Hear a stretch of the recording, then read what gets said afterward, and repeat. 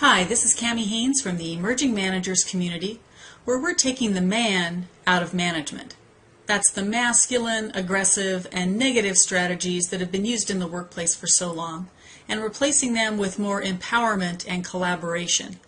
Creating a work environment where managers respect their employees and everybody's working together to achieve extraordinary results.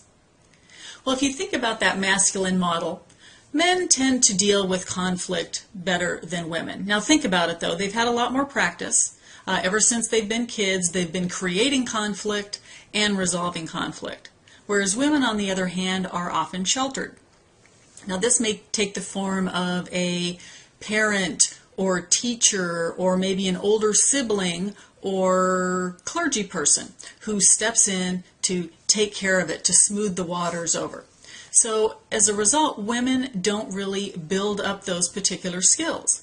Now, as tempting as it may be to take them up on their offer, which often sounds like, let me handle that for you, don't worry your pretty little head, or do you want me to beat him up? We'd really be much better off if we could learn to stand up for ourselves a little more effectively. Because if you think about it, if we stay silent when others are putting us down or taking advantage of us, there's really nobody to blame but ourselves because we're letting that happen. If we let somebody else do the driving and we don't get to where we want to go, that's nobody's fault but our own, because again, we gave away our power. Think about it. It's not that they took our power, it's that we gave it away. Now, if I think back to my childhood, my dad would pack my mom and I up on the car for a weekend drive.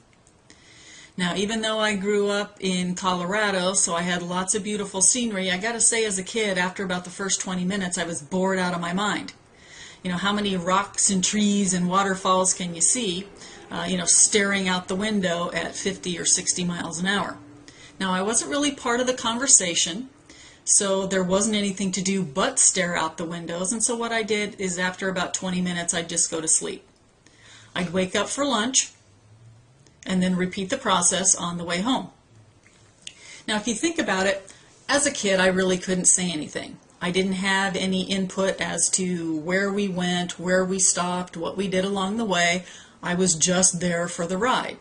If I did happen to complain, I got into trouble, and so I very quickly learned that in order to avoid that conflict, sleeping was the best strategy for me. Now, that worked very well as a kid, but I've got to say, as an adult, it hasn't been particularly effective. I've tried it, and what happens is when I wake up, surprisingly, the conflict is still there. So I had to come up with a few other things to do instead. So let me ask you, can you relate to that kind of feeling of helplessness or boredom or frustration? Do you feel like you're a passenger in your own life rather than the driver? Are you letting others determine where you go and when you get there? Well, here's what I say. Stop the madness. Wake up. Stop avoiding the conflict and start taking control over where you want to go. So it's like grab the car keys, grab the steering wheel, decide where you want to go, plot the course, and go. If you learn a few basic strategies for how to manage conflict more effectively rather than letting others do it or just sitting back and taking it, then you're going to be able to determine the road to your destination so that you're not going to wake up in the back seat someplace that you don't want to be. Join me in the Emerging Managers community where you can get free instant access to more tools and strategies to help you grow your business, build your skills, and increase your professional sanity. Go to www.emergingmanagerscommunity.com. I look forward to seeing you there and helping the exceptional manager in you emerge.